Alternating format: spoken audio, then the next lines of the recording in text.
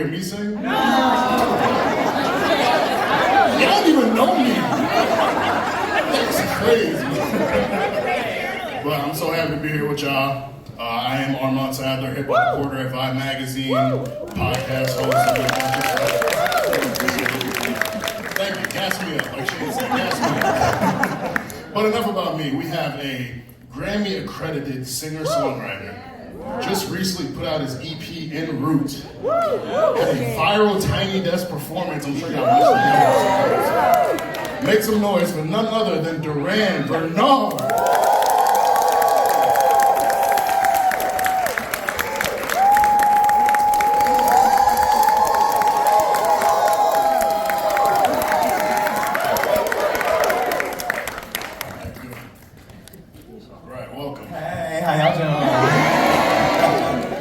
Came in with the bad that energy. We true at the same time. And flow. Thank you so much for being here. I'm excited for this conversation. Yes. So I gotta start. Did you smoke today? Have you yet put something on We did all those things. Yes, absolutely. Amazing. Let's take it to the beginning. So you come from a very musical family.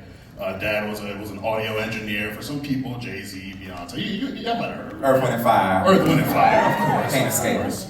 Mother was a vocal coach. So She's still courting. there we go. I love that. So for you, like, music was all around you. Did you feel pressure to get into it, or was it a natural thing you happened upon?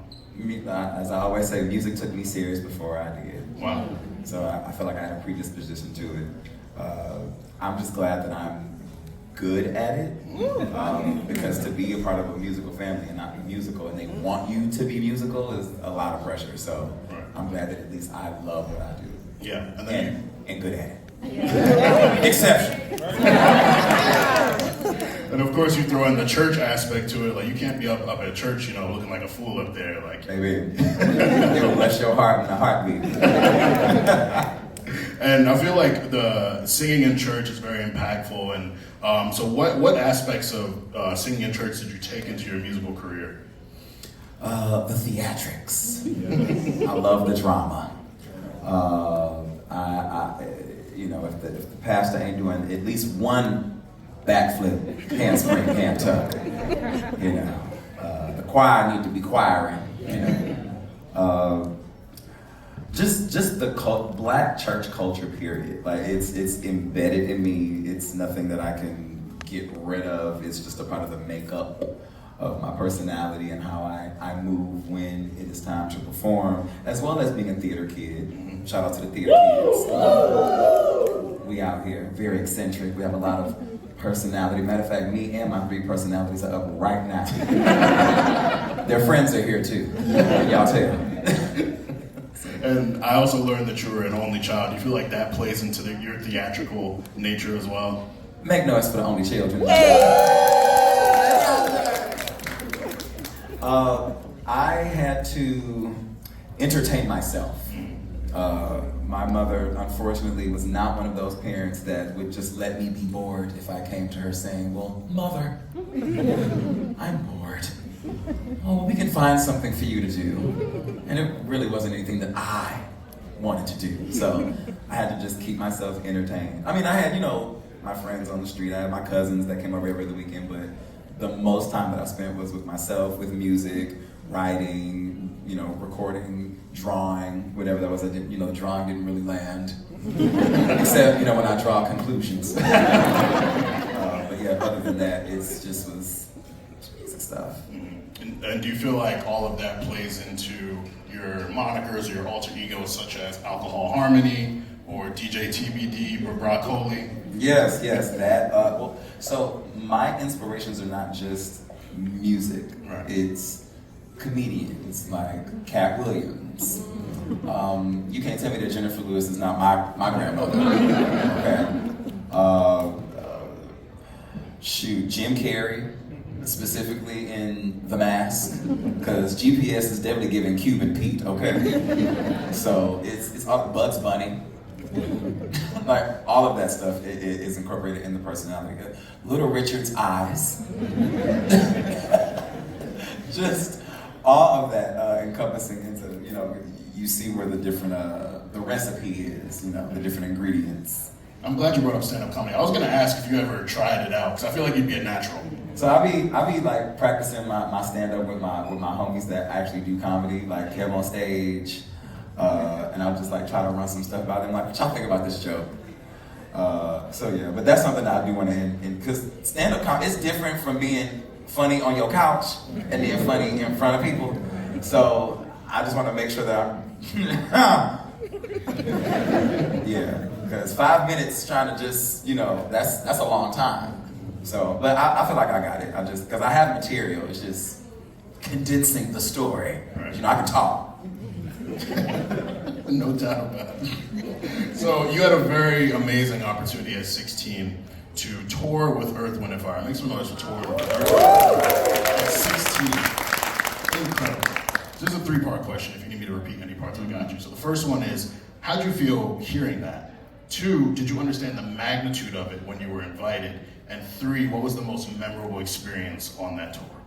So being homeschooled, it was cool because it was like I didn't have to it wasn't a thing to be able to do that. So it was just make sure I got my schoolwork while I'm on the road and we're good.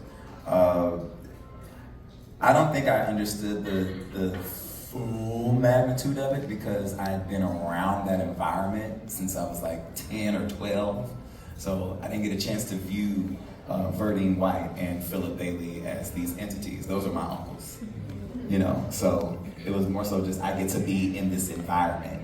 And then when I got in the environment, I said, oh, there's a lot of pieces that put together this show. You have the background singers who are warming up before they go on stage. They're stretching. They're going over their parts. They're going over choreography. The musicians are tuning up their trombones and the horns.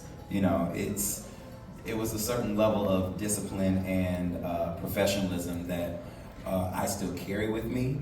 And being a production assistant, not only was I assisting production, but I was an assistant for merch. So I was being assistant to the merch. Matter of fact, one time, the merch truck broke down in the middle of a gig at the tail end of it. And they brought in the new truck right next to it, and I took all of the merchandise off the broken truck and had to put it on the new truck. And I had to act swiftly because we had to leave that night. Mm-hmm. And I didn't have time to complain or groan and moan about it because, well, my dad is like out here, so like tread lightly. But because of my work ethic, even at that time, the tour manager at the time just saw how quickly I was working, and he was like, you know what? Like he came out there while I was like on the tail end. He's like, now I see that you've been working and getting this stuff done. I'm gonna add an extra $500 to your pay. Okay.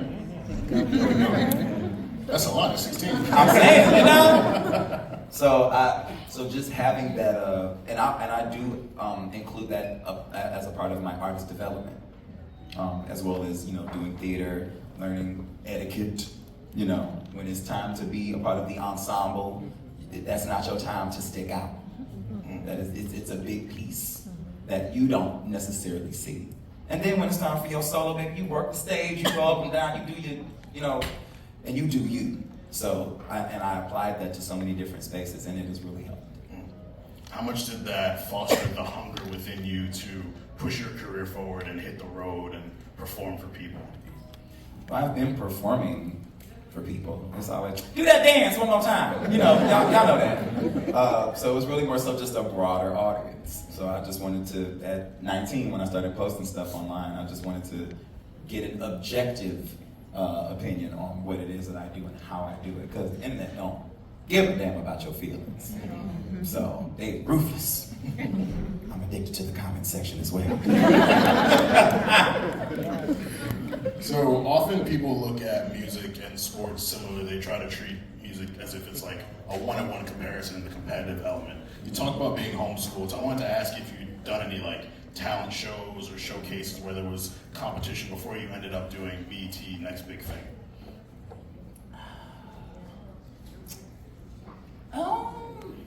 There wasn't too many opportunities for that because I mean, there was like piano recitals, but that wasn't like a competition though. Yeah, no, there weren't too many, I guess, opportunities where I was competing. Right. And then the one time that I did compete, I was so far along in my career, I was like, I really don't need this. Like, I'm him. And y'all need me. So no, I haven't really, yeah. And how was that experience doing BET Next Big Thing? Because it's competition, but then it's also televised, it's produced. Like, was that like a weird kind of experience for you?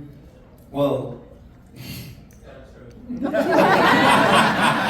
I call that experience adult summer camp. Because we had to be wrangled like children. Like, we couldn't go anywhere without someone escorting us there. You know, it was giving single file line, all that. And the real good shit was happening when we were not on set. That's when they really should have had the cameras rolling.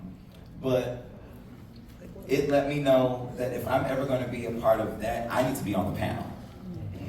I need to be one of the judges. I don't have to prove myself. Like, at this point, I make what I do look so easy because it's nothing that I have to do or turn on. I'm being myself. Which is why I have to tell folks I am the best. Not that there aren't amazing people who inspire me and all that. But when we talk about who it has to sit at the bed,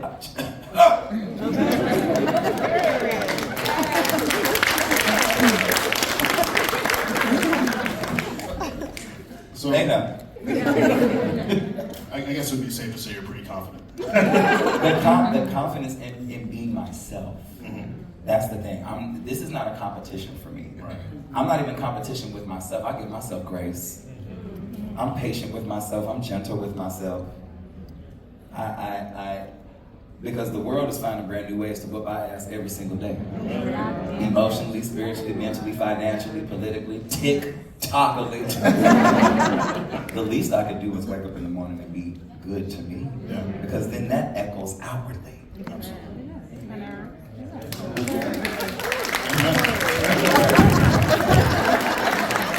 That was for y'all. TikTok, I'm gonna have to use that one.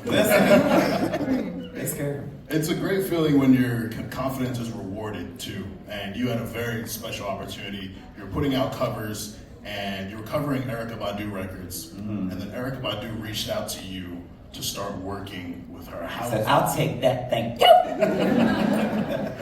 How did you feel when you got contacted, and what was the experience like working with Erykah Badu? So first and foremost, I just have to say this real quick. Our relationship and our dynamic is very special because I had friends who got picked up by Rihanna and Solange, and I was asking like, oh, so like when did Rihanna hit you up? They were like, hey, that was management. It's like, oh, well, Erykah DM'd me and told me to text her, so like, or I would see them on tour and they out on the bus and I'm like, where y'all at? They're like, we not with her. And I'm like, well dang, we on her social media, like we kicking it with her. So I realized just how she moves differently. Like when she wants something, she will come after you herself. And having an opportunity to speak on the phone with her for the first time,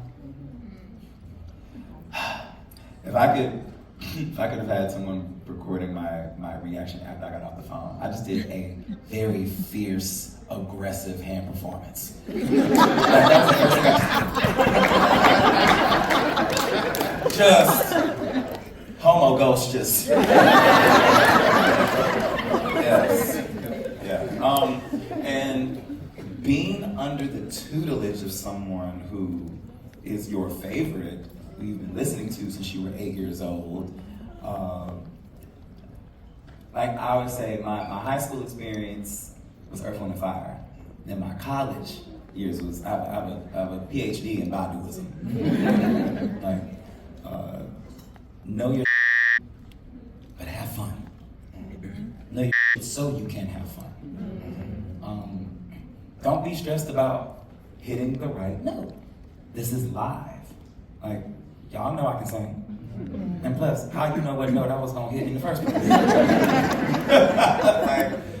that type of stuff. It just made me be a little bit less uptight and such a perfectionist. You know, it's like this whole concept of perfect really it just resides within ourselves. Like, I'm perfect for me. But as far as like all this other stuff, like we're just creating moments. You know, just be so present that nostalgia don't kick your ass, and tomorrow I ain't worrying you none. You hear me? Break that down. Listen, I'm giving y'all free therapy. I got like, did you ever preach a sermon back in the day? Like, I told my mom that I wanted to be a pastor when I was younger. And I did not know that I would actually be pastoring, just in a very secular way. And also, I bring the church with me. I bring it with me. So when I have your attention, I'd like to leave you better than when I found you. Just to get you hip to some game. When I say humble, y'all say it's giving gratitude. Humble. It's giving gratitude. I said humble. It's giving gratitude. Did y'all know that a dictionary definition of the word humble means to make a modest or low estimate of one's own importance? That's why I'm so flabbergasted when people say that I'm humble. First of all, don't cuss at me. I've done too much, been through too much, seen too much, felt too much to make a modest or low estimate of my own importance. If anything, I operate in gratitude. That means to extend kindness and to be thankful. Amen. And you can do both those things without making a low or modest estimate of one's own importance. So we can just eradicate that from our vocabulary, yes? there we go. Speaking of gratitude, you had an incredible opportunity to work with an elite producer recently. You're on the song Weird on the Timeless album. Which, by the way, I just discovered it is number 47 on the Dance Billboard charts.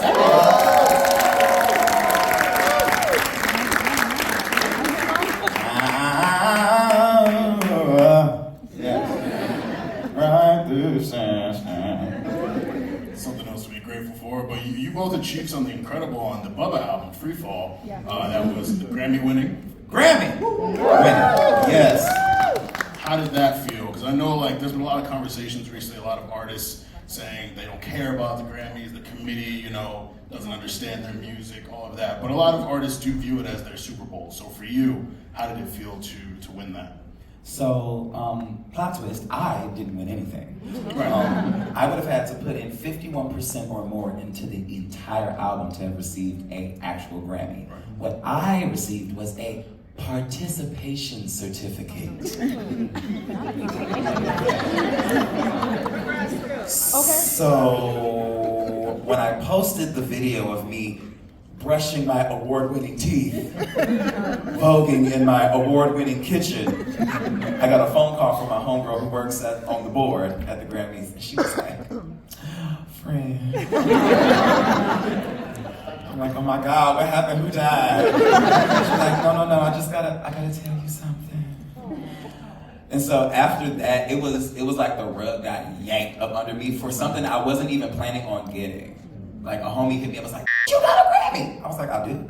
"Yeah, because you're a featured artist." Because I had never been on a project that got a Grammy that I was a featured artist on. But also semantics and things change and whatnot. So from that experience, I have literal like trauma from like this whole Grammy thing. So if I happen to win, that is amazing. That is wonderful. But I'm not going into creating something like, "Oh, I'm gonna get a Grammy," because I have no control over that. And it's crazy business too. Like, what did I say? I'm gonna have to tweet it later. But I told, I text something about how it's just really nasty work to try to lean on something that you have no control over, like emotionally dangerous. I'm just like, I'm good. I'm gonna leave that to the team to get riled up about Grammys. Yeah, Absolutely. But my main thing is that I'm able to do what I do full time. Amen. I'm a full-time artist. Yes, you are. After 15 years of grinding, I'm finally able to say. So that's the main thing. If I can gig, if I can be in front of y'all, we can cut up and have a good time. That's the main thing. You know, again, the perks are perking. I don't have any control over that particular perk. Right. I like to, focus on the things that I have control over. Damage control. But beyond the participation or the whatever they call it, Grammy accredited. Yes. But just that was cute. Grammy accredited. But beyond that, just working with K-Tronado, what's that experience like? So the first time we met was I did a session with Teacher Moses. And it's funny because everybody's like, yo, you ain't catching none of these two. First of all, I'm jumping all around the place. I'd already been on 2 songs of his before we met, which was Girl by the Internet. And then he has another song that I did with Anderson called Getaway. That's not out yet. And then got pulled into the session with Tidra, hit it off immediately. Really sweet guy, kind of shy. But just once he gets to get comfortable, then we were up here doing choreography to the song that he did for Tej. And after that, he just sent me a bunch of beats. I have a total of 11 songs that include me that he's produced. So both of them are mine. I have some other ones that are like not out. So I was just going down the list like, oh, we do have like some content. So we're just seeing when that happens. Oh, and again, we are not talking enough about how I got this man rapping on our song. Everybody thought it was me. Reading is fundamental. I explained that on the post. Okay, y'all. Your latest EP, En Route, I just really enjoyed it. Can we clap it up for him? That was a 5-day production, y'all. It was nuts for me to read that because the storytelling, the concept of it all, like the way you pulled all that together in 5 minutes, like what was the inspiration behind that? Especially fist bump, where you talk about what many men have dealt with, makeup getting all on your shirts, and you know what? I'm gonna dap you. We can't hug. Yeah, kiss. Yeah. So fist bump was the first song that was recorded, but we didn't have it for the project. I was gonna do it for a whole nother album.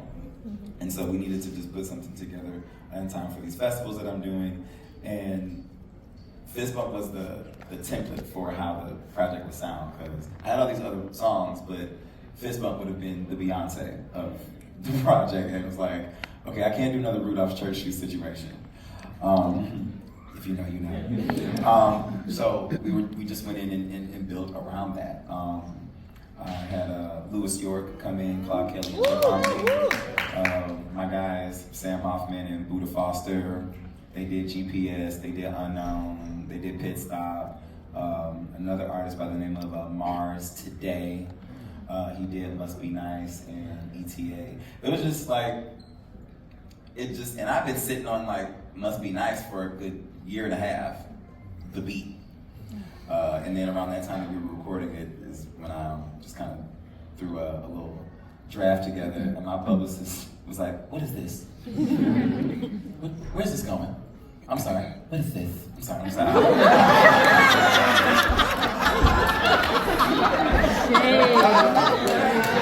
I love your list. But yeah, and that's another thing too. I don't like to put anything out that I haven't put through a few filters. You know, I need to just check the response, see if it's sticky enough. You know, is it an earworm? Is it a genuine earworm? Or does it just feel good because I did it? You know, there's a difference. So I'm glad that I found that sweet spot where it translates well to the audience. People can sing along, and then it's also good quality. So yeah, I'm very proud of it. Last thing, I gotta talk about the Tiny Desk performance.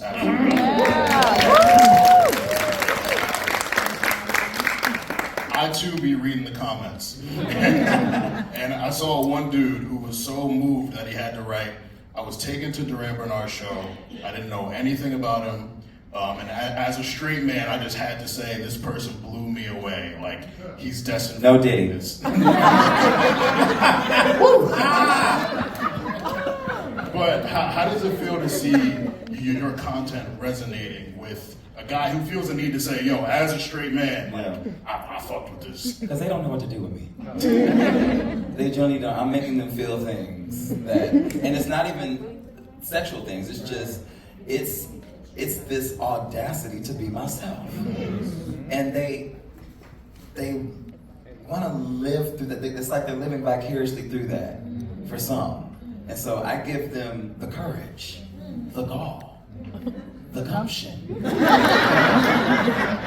to be themselves. I've had one of my homies come up to me in damn near tears like, man, I just, I feel so seen because like, I do be feeling like a bad bitch sometimes. Because I know that nigga, but it's just, I love it. So yeah, hearing that stuff, or being in the car with my homies who I know loves vagina, but he bopping the company, and I'm like, I'm prepared. Like it's tight, man. That's when you know, like when it can transcend gender and sexuality and beliefs, all that stuff. When it can just resonate with you because it feels good, Some things you don't even need to understand. Some things you just need to experience. It's not meant for you to understand. How are you feeling? How does it make you feel? Yeah. So yeah, I love that. Absolutely, music's a universal language. All real niggas can be bad bitches. Two things can be true at the same time. Well, it was incredible speaking with you. I feel like we could have talked for another half hour for sure. I feel like there's so much to get to. But the people came to see you perform too. Full house. They specifically told me they didn't want to see me sing, so I'm gonna get out your way. But congratulations on all the success. We can't wait to see what's coming next. I saw you tweet today that you'll be featured on a joint collab project, but you hit the names, so I'm interested in seeing what those names are. No, you're not gonna know who it is. That's the other thing. This is something. I had to pull somebody from back here. Like, you only got 4,500 monthly listeners on Spotify. What are you doing? Oh, we gotta work. So it's one of those like, ooh, look what I found. That's what it is. Y'all gonna love it. Ooh, yes. Oh, I cannot wait. Can't wait either. We'll make some noise with Bernarr.